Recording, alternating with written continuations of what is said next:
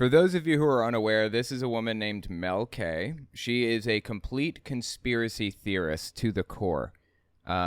She went on the Elijah List Facebook page, which has somewhere around 400,000 followers or something like that, to talk about the big hoax. That's the title of this stream. So it is bound to be fascinating. Without further ado, let's get into it. Awesome. All right, listen, let's not delay any longer. Let's bring Mel K in. I'm so excited about this. Good to see you, Mel. It's about time. I know. She is a deep conspiracy theorist. Like, she is one of the most conspiracy-minded people that I have ever seen in my life. Seriously. I did another video about her on my Unfiltered channel a while back.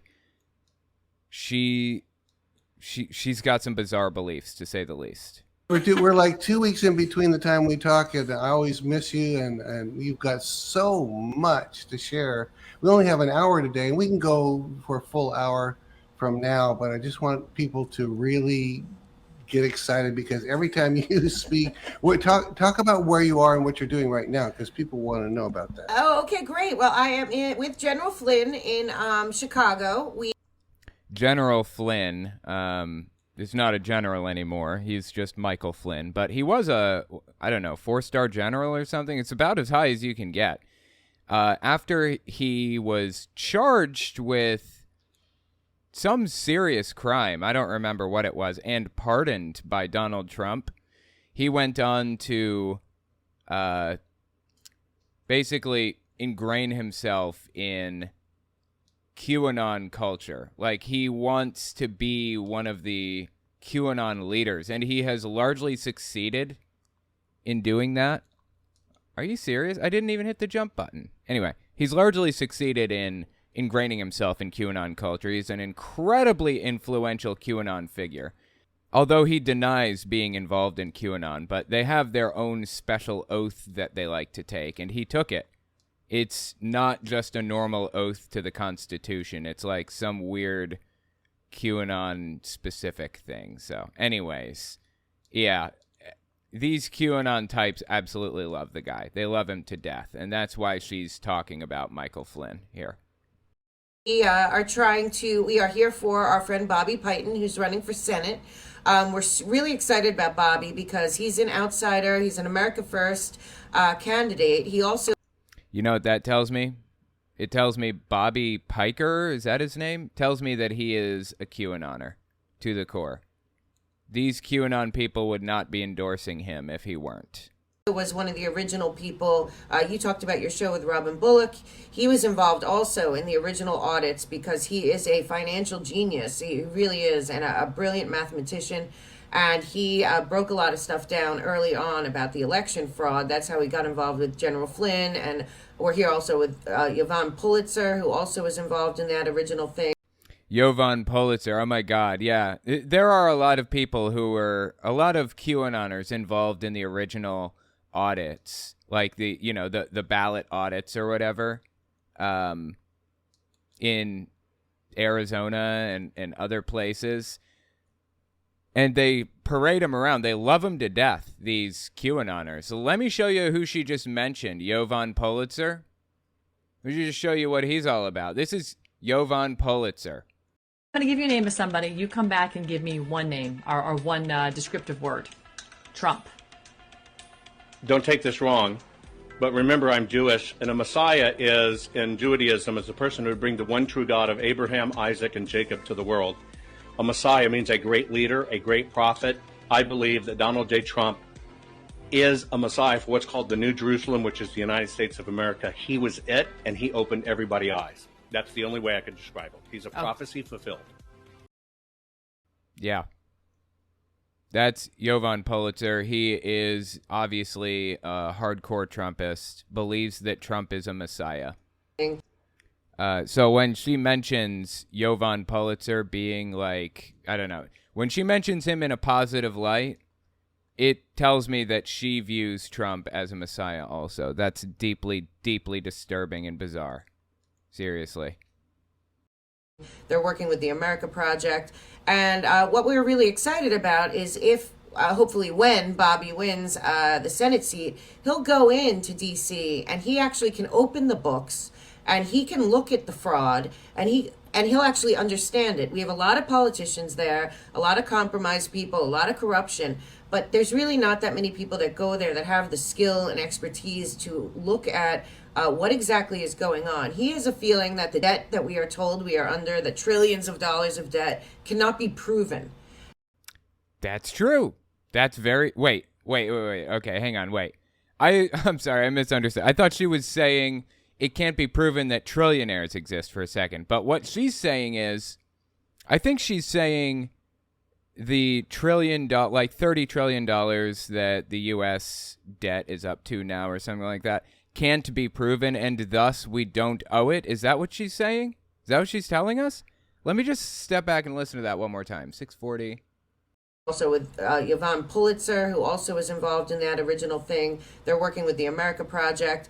And what we're really excited about is if, hopefully when Bobby wins the Senate seat, he'll go into D.C. and he actually can open the books and he can look at the fraud and he'll actually understand it. We have a lot of politicians there, a lot of compromised people, a lot of corruption, but there's really not that many people that go there that have the skill and expertise to look at what exactly is going on. He has a feeling that the debt that we are told we are under, the trillions of dollars of debt, cannot be proven. And we need people that'll go in there. Wow, that's fascinating. So this sounds like one of those pseudo-legal tactics to try to like get around the law or whatever. I hear this kind of thing all the time, especially from David Barton, for example. David Barton is a huge fan of pseudo-legal tactics to try to accomplish some goal that is obviously not legal or not intended or whatever else. Let me find another example of this, because this is actually way more common than you would think. There are a bunch of different examples of this kind of thing, of this pseudo-legal nonsense, and QAnon loves to latch on to pseudo-legal nonsense. Like, listen to this. This is a good example of what I'm talking about here. This guy is about to explain to us why you're not considered a legal person, and for that reason you can get blah, blah, blah, blah, whatever it is. Just listen to what he has to say here. So how do they get you to pledge your child, and how did our parents and our grandparents pledge us as property, as surety in our personification, all capital names? It was through a evil satanic ritual called the birth of a child. Okay. Wow, that was a lot. Let me try to explain. Anybody whose birth certificate spells their name in all capital letters, that person is actually, what was it he said about him? They're actually considered like a corporate entity rather than a person, and the government can take out loans in their name or something like that if their name is spelled in all capitals on their birth certificate. It's complete nonsense, and as you can see, it all routes back to like Satanism or whatever. But they believe this stuff, man. Seriously. The birth of a child. You see, a mother goes into a foundling center, and she goes to see the dock tour. A tour is a bill of lading when a ship arrives at the dock. And the mother... okay, I don't know what that means or why he said it, but okay. Puts her feet up on the stirrups, and the mother's water breaks. Yeah? Well, the mother's water is likely already broken by the time she gets to the hospital, but okay, maybe. I suppose so. Let's keep listening. Yeah. There you go. And the mother's water breaks, and the child comes out of the water through the birth canal, like you birth a ship, into the air, into the What? Like you birth a ship? What is he talking about? hands of the dock tour. And then, historically speaking, a satanic ritual would take place. The child was smacked on the butt, turned upside down, cried out in fear and pain. And that was a satanic ritual, okay. And then before the child could put their feet on the land and take the breath of God as a free creation of God, a legal bond document came out. It's on bond paper because it's a banking instrument. It's a surety bond. And the child's soul was taken on the back of that document. It was called the soul print. And then the umbilical cord and the afterbirth was thereby dead and abandoned by the mother. And because that was part of your birth, part of you being born, the construct, the evil, says that now that is dead. A part of you died, and now you're a dead vessel. You're an all-capital legal fiction. See, this is the type of pseudo-legal nonsense that I'm talking about. Another good example of the pseudo-legal nonsense that doesn't really add up, but they think that they found some weird little legal loophole for this thing or that thing that allows them to take out loans in your name and blah, blah, blah. QAnon latches on to this pseudo-legal nonsense every single time. And they've done others, not just what you're listening to here, like not just what Mel K was saying about, we don't actually owe all of this debt, all these $30 trillion in debt. We don't actually, our birth certificates, if they're in capital letters, actually say that, when that happens, it actually means that the government can take out loans in our name and all kinds of other stuff. All of that is used by QAnon in an attempt to confuse people, scare people, manipulate people, and they believe that it's going to be used in some way to accomplish their goals, to make the storm come faster. It's ridiculous. Another one they used, QAnon, was the idea that the president was originally inaugurated on March 4th, like back in the 1800s. And after the Civil War, we didn't actually have a president. We didn't have a president of the United States. We got a president of the Corporation of the United States. And anything that any president did after, the Civil War Reconstruction era is all nullified because they aren't an actual president of the United States, the real United States. And they believed that they said that Inauguration Day used to be March 4th. That's true. But they believed that, the January 20th Inauguration Day was completely nullified because, that was changed in the 1920s, which took place after, my God, this is a complicated belief, which took place after Reconstruction, which means the whole thing is nullified and doesn't count, blah, blah, blah. So, yeah, QAnon loves to use pseudo-legal nonsense to their advantage. They always, always have. It's complete nonsense, honestly. But they believe it, so we have to talk about it. Boy, that was a complicated concept to explain. Okay, let's keep listening. Proactive. He'll be calling, he'll go obviously to the economic side, and he'll want to see, where is our money going? What are the taxes going to? If you remember now, she's talking about some friend that she has that is part of the Trump train who wants to get into the budget of the United States to prove that we don't actually owe this $3 trillion, which is so deeply sad, honestly. You know who that money is owed to? That $30 trillion that represents the national debt, roughly. That $30 trillion is owed to us. They borrowed it from us, the taxpayers. People like to claim and believe that $30 trillion is owed to China. That's inaccurate. China owns $1 trillion of it or something. Saudi Arabia owns as much as China does. The taxpayers own most of that debt. And by trying to cancel it like that, they're screwing the taxpayers over, ultimately. Well, really, a lot of it's owned by the Federal Reserve, I think. Federal Reserve is a private entity, not a public one.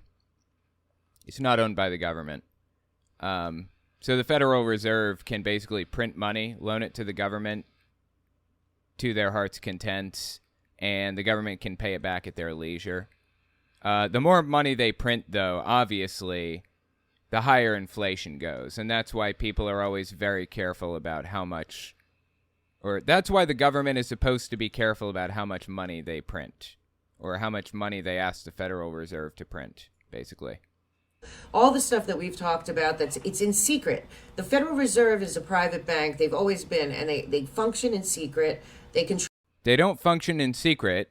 It is a private bank, though. That's true. It's a private entity. Control the IRS as well. And we need people in D.C. that are going to rip the veil off of that and say, where is our money? And he believes that we, the people, have been defrauded of billions of dollars of money that is going not to what we think it's going to. And so hopefully... No way. Government spending lots and lots of money on things that we don't want it to spend it on? How about that? What are the chances? Of course, that's part of being a taxpayer. Yes, the government is spending money on things we don't want them to spend it on. And of course, we don't know everything the government's doing with the money. That's obvious. No, this is conspiracy land now. General Flynn and I and Ann Vandersteel's here. We want to get people in Senate and in Congress that will actually do work that restores our republic to where it's supposed to be, including our wealth. So that's why I'm here in Chicago. Wow. Well, kudos to you for going there and helping him in the election. We need people like you that are willing to travel and go and speak on behalf of. I mean, that's kind of rare out there. So kudos to you. Well, listen, we're jumping into the first thing I have on my list. We've got three major categories, but I want to talk. You said you were going to talk about the ESG score, and I said remind. Dude, I suck at this right now. I have on my list. We've got three major categories, but I want to talk. You said you were going to talk about the ESG score, and I said remind me what the ESG score is. So tell the people what the ESG score is that you're going to talk about. Yeah, this is really important, and everyone really has to understand the way that these people work. And when I say these people, I can call them the Davos crew. But the Davos relates to the Great Reset conspiracy theory. World Economic Forum are the kind of like the face people of what's going on. Above them are the IMF, the banking cabal, as I call them. The Bank of International Settlements is at the top. They're the public-private partnership of the World Economic Forum. The first thing people need to know, because they're not understanding, that in 1998, Kofi Annan made a speech at the UN where he basically said that the United Nations was now going to be controlled by the World Economic Forum. The speech is out there. Anyone can look at it. He refers to it as the people in Davos. And he says that the United Nations can no longer function without joining with corporations, which the World Economic Forum calls the public-private partnership. It really is the fascist one world government where the corporations and the billionaires, trillionaires get together and they decide what's best for the rest of us. Yeah, if you're unfamiliar with Mel K, she is really big into the Great Reset conspiracy theory, which if you're unfamiliar, I'll just give you a basic idea. The Great Reset is the idea that they're trying to create a one world government, basically. In a nutshell, that's what the Great Reset conspiracy theory is. To make it super, super, super simplified. There was construction happening when I started this video. I apologize for the construction going on. It's not happening now, so we're going to continue on with this Mel K video and see if we can debunk some of the things she says without construction in the background. God just does not want me to debunk this woman, I guess. Anyway, let's keep listening to Mel K, see what she has to say here. Private partnership. It really is the fascist one world government where the corporations and the billionaires, trillionaires get together and they decide. There are no such things as trillionaires. Nobody, I think a company recently reached the status of trillionaire. People are not trillionaires, but she believes that there are trillionaires because she lives in a delusion. I've debunked this before, but yeah, trillionaire status is still yet to be attained by any human being.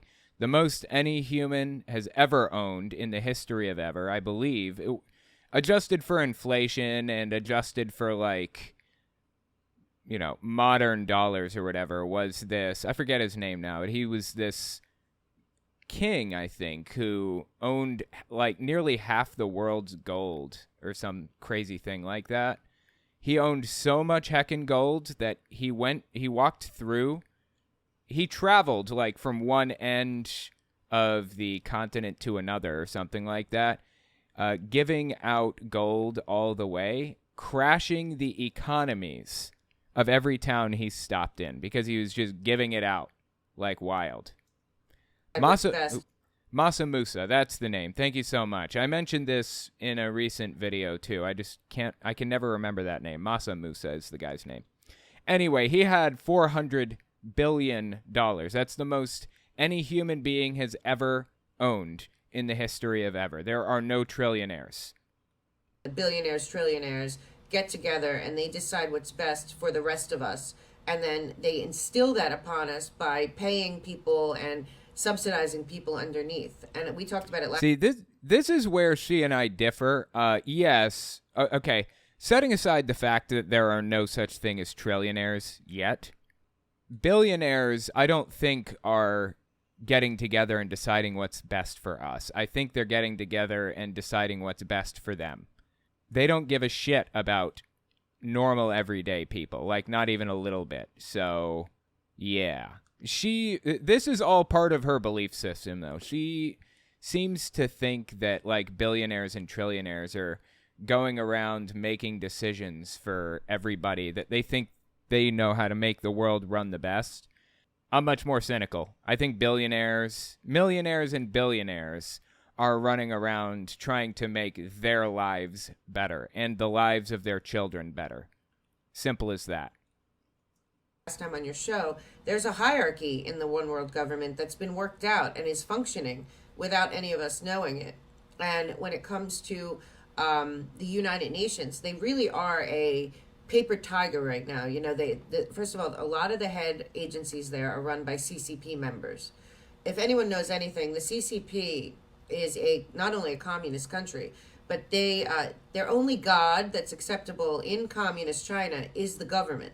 So the fact that they allowed, and this was under Bush and then Clinton, the CCP into the United Nations basically made it illegitimate at that point, because you have one giant superpower that has no allegiance to anyone but their government, pretending to be on the same team with this globalist, phony globalist, but globalist group, and that's really not the case.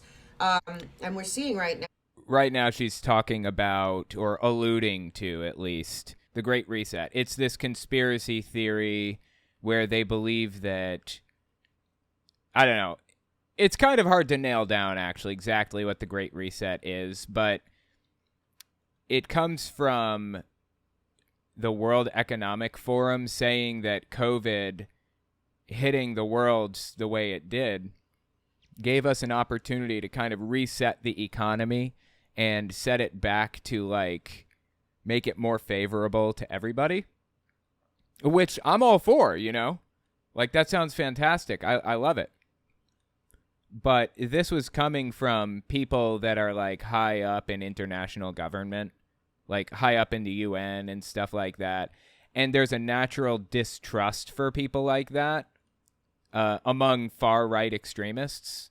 So they think that when they said they wanted to reset the economy to be more favorable for everyone, they think what they meant was reset the economy to be more favorable for the billionaires and the millionaires, which, you know, it makes sense. Like, a lot of the things that these people talk about, a lot of the conspiracies that revolve around the Great Reset are anti-establishment conspiracy theories.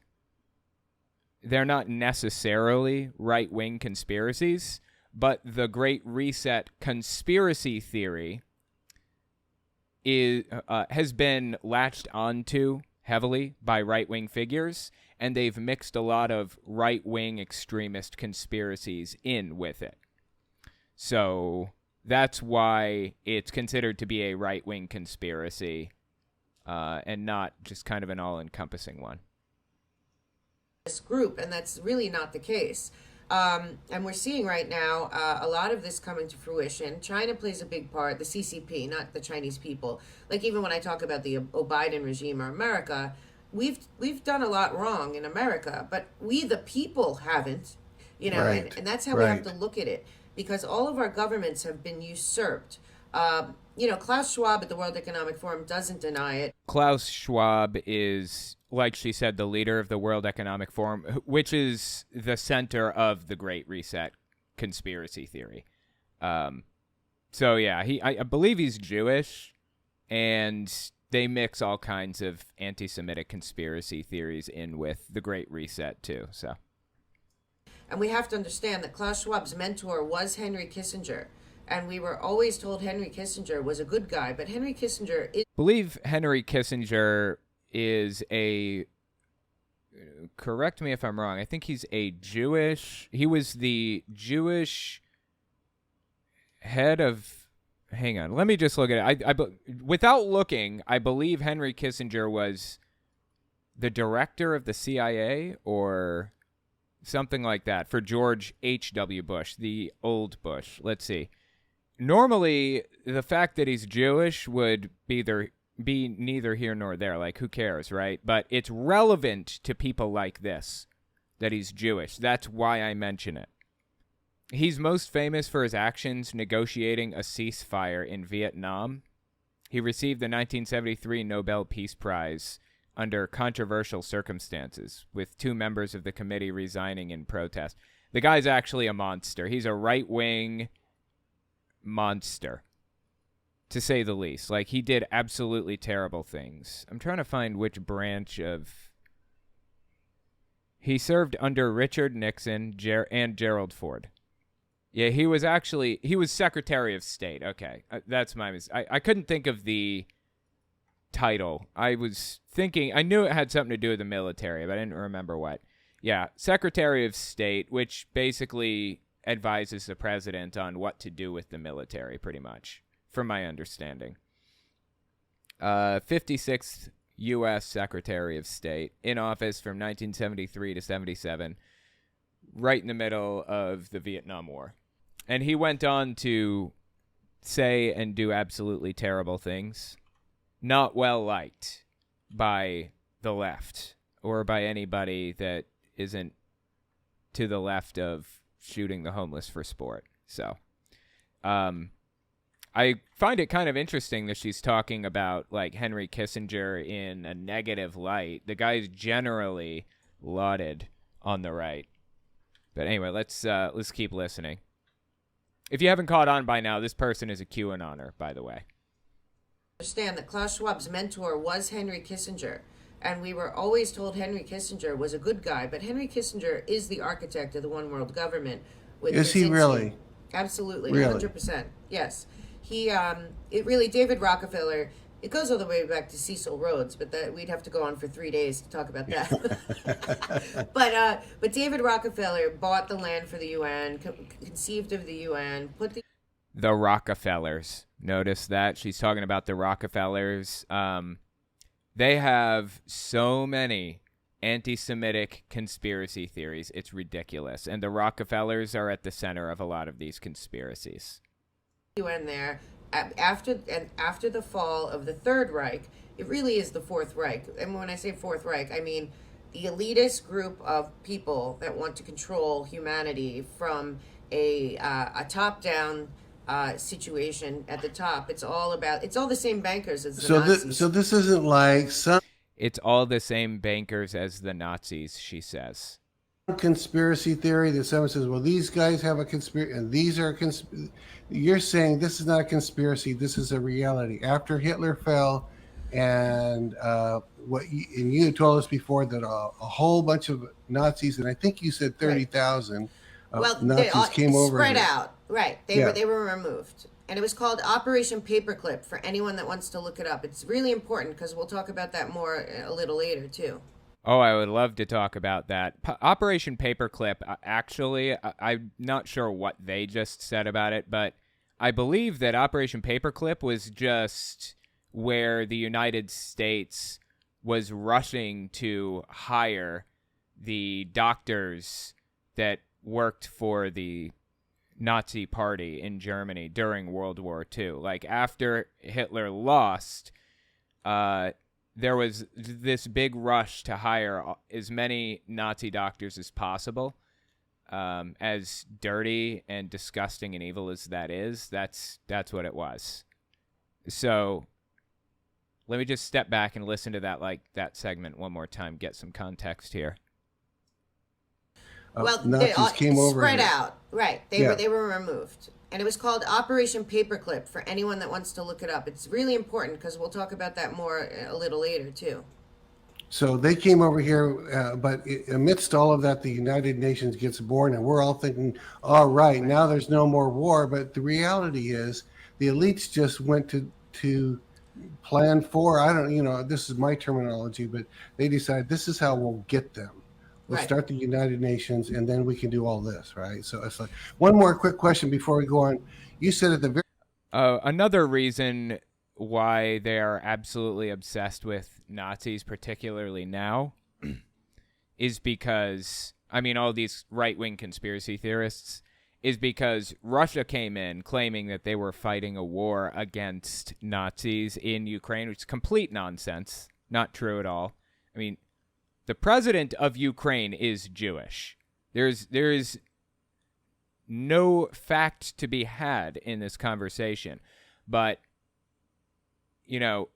Putin has worked his way into these people's conspiracy theories and belief systems and started influencing the way that they believe. And as you can see a direct result of it now, where they're talking about how Nazis are infiltrating everything. Kind of a weird thing for these people to say, right? Because the left is usually the group talking about the fact that there are, Nazis in power. But Putin has really been pushing hard for people to believe him when he says he's fighting Nazis in Ukraine. Which he's absolutely not. But that was his justification for the Ukraine war anyways. So anyway, you can see the results of Putin's push in their rhetoric. this is how we'll get them. We'll start the United Nations, and then we can do all this, right? So it's like, one more quick question before we go on. You said at the very, very top, you said it's the Bank of International Settlements. I've seen that chart a number of times now with you. What the heck is that, and who runs that, or who owns that? Who runs the top? She has no idea, Steve. I'll tell you now. She has no clue. She has no way of knowing. She is guessing at best or repeating conspiracies that she's heard at worst. Or straight up malicious at worst, actually. But I digress. Let's keep listening. Who runs the top thing here among the elites? Well, if you go look at what the Bank of International Settlements looks like, it looks like the Tower of Babel, and that's not an accident.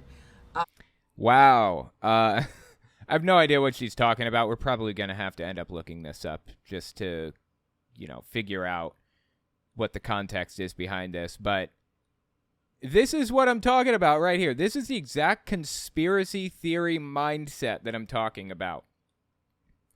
She believes that these evil people who are trying to control the world, create a one-world government, can't help but fashion things to look like biblical characters or biblical things like the Ark or the Tower of Babel or whatever else. Like, are you kidding me? It's ridiculous that she actually believes the things that she's saying, honestly. They're behind the scenes. You don't really know them, but what they are is they are Swiss bankers that are involved. They're the Rothschild banking cabal of the. And there's the anti-Semitic conspiracy theory that she's talking about, or that there's the anti-Semitic angle to the conspiracy theory. 5 Rothschild family brothers that went all over to 5 different countries that all they all at this Bank of International Settlements, which is financed every war at both sides of every war. Both all sides. All the money goes through there. So it is. Wow. So is she saying that Jewish bankers that run the world are financing both sides of the war?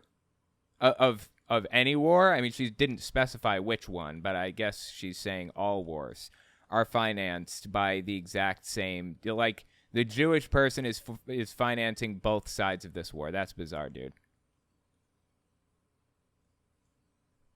The Rothschild banking cabal's basically headquarters in Switzerland. And it's been through many iterations, but that is the bank that controls all of our central banks. So underneath them are all of the central banks of the world, and they're controlled by the Bank of International Settlements controls them, but also controls the IMF, the International Monetary Fund, that has gone into every country to create debt slavery after every catastrophe that they also create. And the World Bank, they control, World Economic Forum. All of this money, at the end of the day, gets switched in and out in Switzerland. And all of our lives, we were told, it's funny because I know a lot about the Hollywood brainwashing and everything, and the media. Hollywood brainwashing. Tell me more about that. Yeah, brainwashing in general. We were always told Switzerland was neutral, but it's not at all. Switzerland controls. Okay. No, Switzerland isn't neutral on a world stage generally. They're most famous for being neutral in World War II, I believe. Hitler's knocking on their neighbor's door, and they're like, we don't want anything to do with this. We're staying out of it. Don't hate us. Just leave us alone. We just want to live our lives, blah, blah, blah. Yeah, that's what Switzerland is most famous for. And it was like a really, really big deal that Switzerland came out against Russia recently for what they were doing in Ukraine, because they're famous for, being completely neutral during World War II, which was like, if you don't take a stand during World War II, you're not taking a stand in anything, pretty much. That's kind of the, what would you call it? That's like the idea behind it here. Everything. I mean, we grew up thinking this is some sort of righteous country who said we're not going to take sides. We're just going to be the good guys. In fact, they were the evil, not the peoples, right. But God, this is so crazy, dude. Honestly, this is so deeply crazy. People in Switzerland are heading up the Bank of International Settlements, which no one's heard, including me, until just weeks ago, and they're running the show. Yeah, they do. These are, and these are people that are above fame and fortune. They don't need that. They have different plans in life, and they also control something called CERN, CERN. Everyone. Oh, I love it. They're about to give us conspiracy theories about CERN. If you don't know what CERN is, it's the Hadron Collider. I forget where it's based out of. Some country. Wait, where is CERN based? Let me just look. Hang on. Netherlands or Sweden? Oh, it's in Switzerland. Okay, yeah. CERN is in Switzerland, apparently. That's weird. I thought it was in a different country. Anyways, yeah. CERN is in Switzerland, apparently. It's the Large Hadron Collider. It's been the source of many scientific advancements. But there are these crazy right-wing conspiracy theories about it. When CERN was constructed, they kind of pledged to work with the world, They wanted to be kind of the world's hub for science or whatever. And they received a bunch of gifts from countries around the world. One of the gifts they received from India was a big statue of Shiva. And the conspiracy theorists like Mel K, this woman here, latched onto that and pointed out that Shiva is the god of destruction and believes that CERN's goal, explicit goal, is to create a black hole or a wormhole or something that is going to suck the entire world into it and destroy everything. They're trying to open a portal to hell or something like that so that they can, I don't know, whatever. You know how these conspiracy theories work. But anyways, yeah, that's the whole bit. It's completely ridiculous. CERN is just a center for scientific discovery and study, generally speaking. It's not, they're not trying to open a black hole or a portal to hell or whatever. But, you know, trying to talk sense into people like this is a lost cause. So anyway, let's hear what she has to say about CERN. And they don't need that. They have different plans in life. And they also control something called CERN, C-E-R-N. Everyone should look up. It is basically a satanic group that is looking to build a portal to hell. And there you go. That's theirs. And the World Economic Forum is their face, is their PR firm, basically. And that is where all roads lead to that group. And it always has. Some people call them the Octagon Group. Some people call them the banking cabal, the international banking cabal.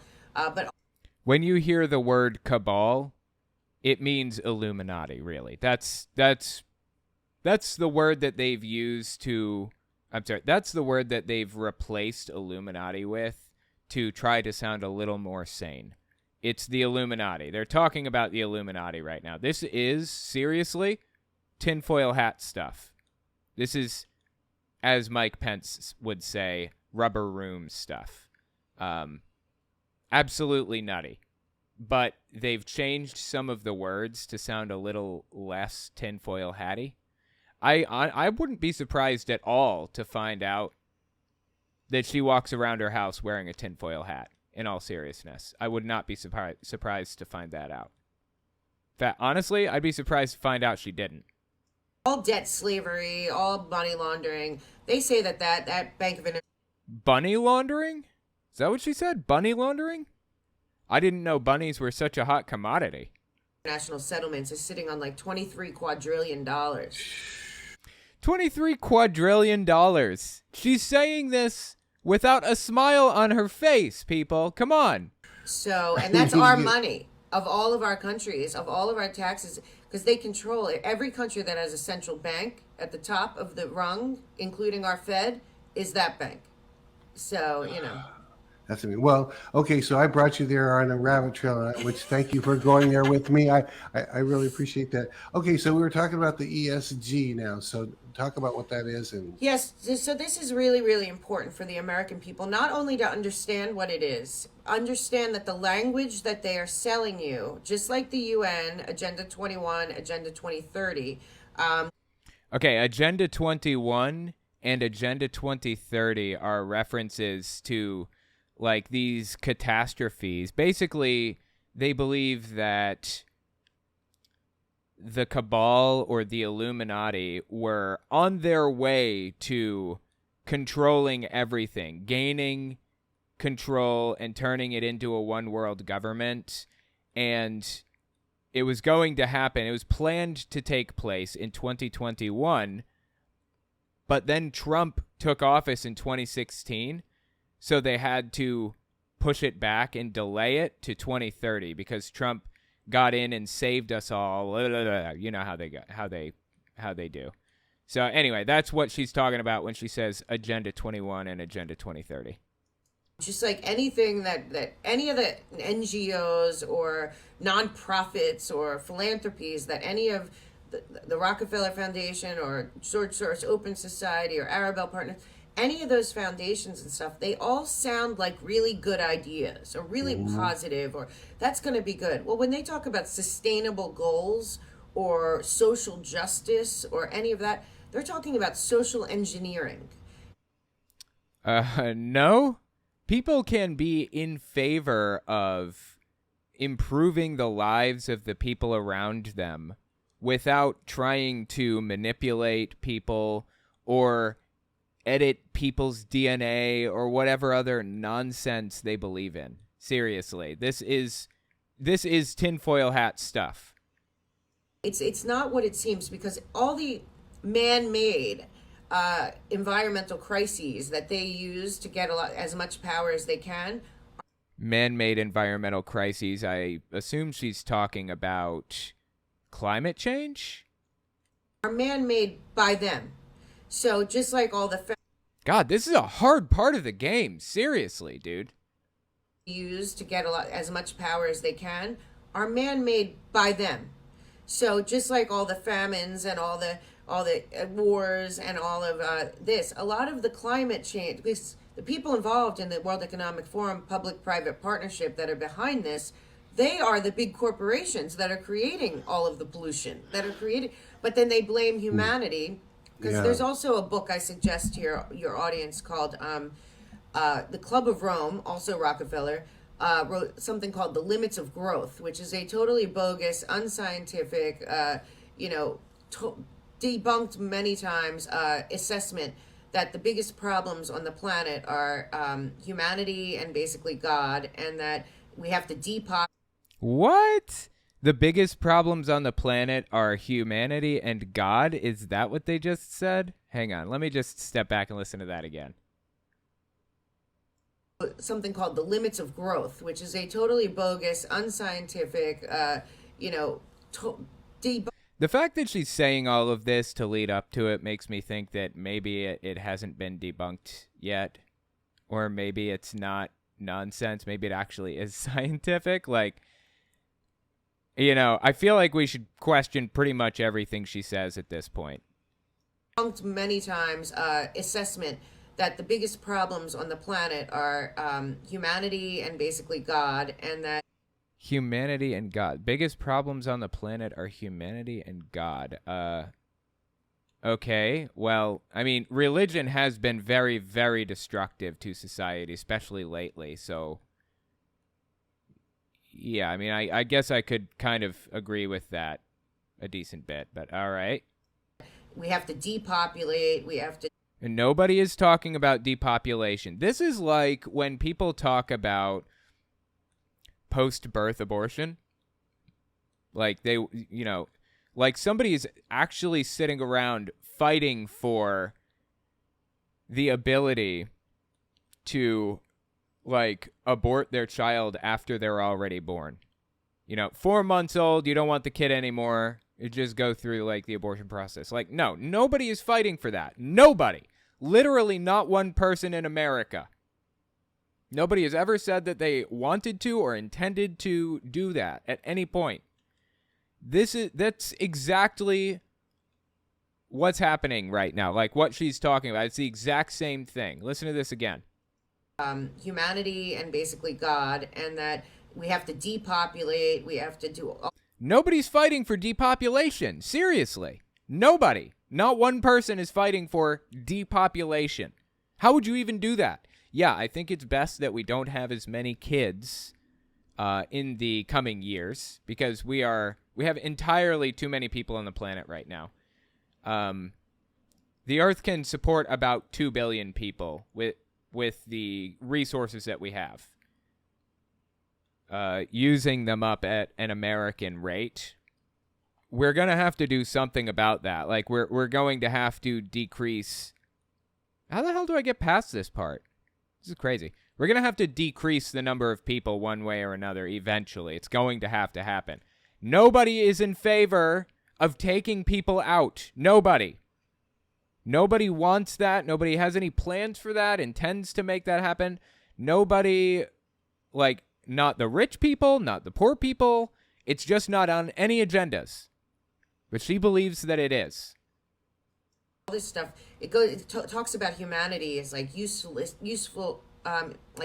eaters, bottomless feeding machines, like irresponsible breeders. Like, it talks about humans in such a way that's so dehumanizing. And like, what is she even talking about right now? Is she talking about a book or a paper? Can we take a look at these alleged books and or papers? Are these available to read? Or is she just describing something that we'll never be able to verify for ourselves? And because since from the top there's quadrillions of money. Yeah. Quadrillions of money. Why are they worried about useless eaters since they can afford it all? Why do they want to depopulate the earth? What's the point? Well, basically, to them, it's no different than Hitler. It's a superior race thing. Okay, and who is the superior race in the view of the Illuminati? So, according to right-wing extremists, like this woman here, who does she believe the left believes to be the superior race? Give me some insight. I would love to know. Darwin. It's a eugenics thing, and you should hear it when they do talk, because we've played a lot of clips and stuff at the events and everything. They talk about the poor and the impoverished, or the mentally or physically or frail or elderly, as kind of like waste of resources. Jeez. A lot of what they talk about when you hear sustainable goals, or which we'll talk about in the ESG, or Agenda 2030 for sustainability, they don't. Again, Agenda 2030 is what she believes to be like the Illuminati's plan to take over the world with a one world government or whatever else. And it's, it was originally supposed to be 2021, but Trump came in and saved the world and stopped them from stopped the cabal from succeeding and whatever else. Sustainable for us. They mean sustainable for them. And okay. Them being about 3,000 people, you can connect between the Bilderberg Group. They're all secret societies. Secret societies, Bilderberg Group. This is all more Jewish conspiracy theories. JFK warned us about the Bilderberg Group, the IMF, the World Economic Forum, the World Health Organization, because it was always a plan to use science and medicine as a weapon against humanity. And for that reason, I guess we're supposed to not use science, right? Just get rid of science completely. All science teachers need to go because we can't trust them. So that's the beginning of this Mel K clip. She's obviously a deep, deep conspiracy theorist, and I'm here for it. In the next part, she talks about Ukraine. You can see Putin's fingerprints all over this stuff. It's like he's not even trying to hide it. Stick around for part 2.